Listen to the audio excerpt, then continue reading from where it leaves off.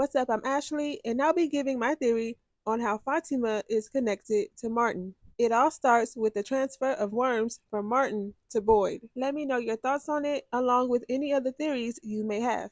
And with that being said, let's get into it. As we know, the town likes to prey on the weak, and Fatima was definitely at her weakest around the time she found out she was pregnant. But before that, people in town would always say Fatima brings this light and happiness when she's around. Donna told her she makes this place feel like a home, and even Julie told her she was special.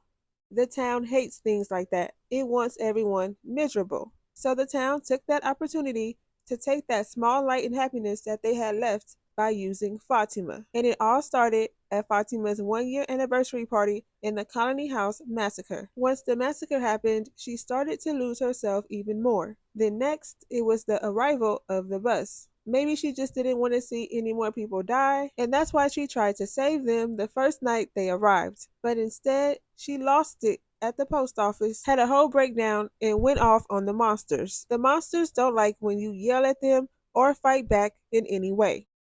So since she did that, they said, yeah, okay, you want to talk back? We got you. We gonna show you something. Then the next morning, Ellis tells Boyd, I think people make it here when there's a part of themselves they hold on to. I feel like last night I saw that piece of her slip away. Yeah, I feel like the people that make it here, there's a part of themselves that they hold on to. Last night, I feel like I saw that piece of her start to slip away.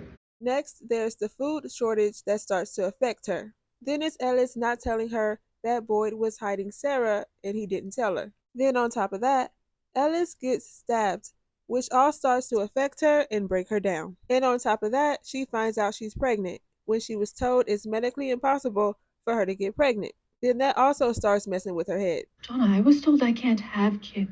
What's happening right now is medically impossible. There were a couple foreshadowings surrounding her pregnancy. One was Ellis telling Christy, there's a person growing inside my fiance, and in any other place, that would be great. But here, I just keep expecting at any moment he's gonna come bursting out of her with fangs and claws. At any second, he's gonna come bursting out of her with fangs and claws. Then it's when Fatima tells Donna she's pregnant. And I remember thinking Donna's response was so foul. Over there thinking Ellis wasn't the father. I haven't said anything to him yet. Is he not? No, of course he is. She probably thought, one too many orgies, huh? But it turns out it was just foreshadowing. Because does she even really have a baby daddy? No. I think she was impregnated similar to or exactly like Rosemary's Baby. She even tells Donna, what if this place is trying to torture and mock me, like those things that come out at night? Donna thought that was funny. We'll see if she'll be laughing next season though, because we all know what happened next. The town clearly knew how much of a light Fatima brought to people, and it said, oh, we gonna dim that light. And they actually did. It became pitch black.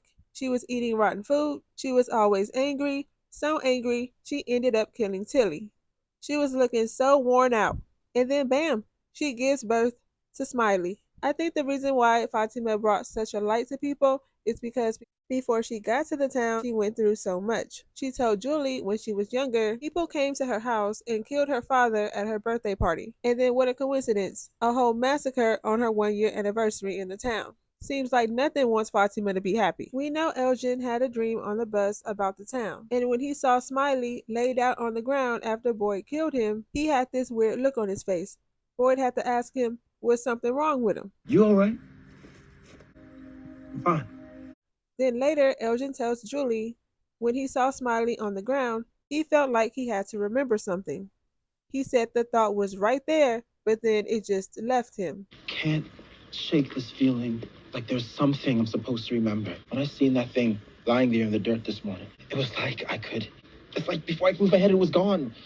Maybe his dream was about Fatima giving birth to Smiley, and he just couldn't figure it out and get his thoughts together. Which could be why later that night when he took a bath, Kimono Lady showed up. And we all know about that connection. Elgin lost his mind messing around with that Kimono Lady. And now the connection between Fatima and Martin. It all starts when Martin and Boyd touch arms. When Boyd is trying to free Martin from the wall, the music box appears and starts playing. Martin says, "They're coming. You have to get out before the music stops." But Boyd doesn't listen. Then the music ends up stopping. That's when Martin cuts Boyd's arm and puts his arm against his and says, "My blood is your blood now." Out of time! Let go, Martin. My blood is your blood now. So Boyd now has an arm full of worms. That's probably what Sarah meant when she said, "It's laughing at you for bringing it back to town, for setting it free. It wants to hurt us.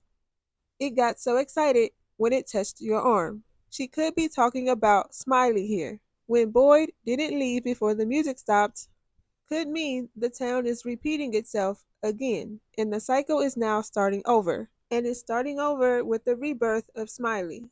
Cicadas do symbolize rebirth, and that's why after Boyd kills Smiley with the worms in his arm, the next day we see Smiley swarmed in cicadas. They were telling us right then what was going to happen. I think when Kenny and Boyd burned Smiley, it doesn't work because it was already set in stone what the plan was. Fatima at this time was already pregnant with him.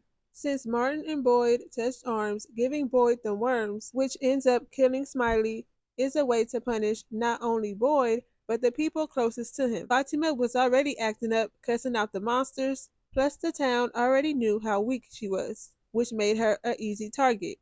And since the town repeats, it already knew about a monster's death. Not necessarily Smiley's, but a monster's in general. So it used Fatima's body for the rebirth, as punishment and to mess with her head, knowing she couldn't get pregnant.